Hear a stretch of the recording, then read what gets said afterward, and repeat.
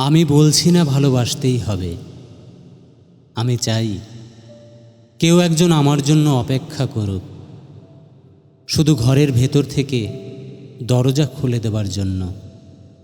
বাইরে থেকে দরজা খুলতে খুলতে আমি এখন ক্লান্ত। আমি বলছি না ভালোবাসতেই হবে। আমি চাই কেউ আমাকে খেতে দিক।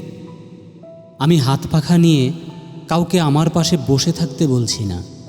আমি জানি এই ইলেকট্রিকের যুগ নারীকে মুক্তি দিয়েছে স্বামী সেবার দায় থেকে।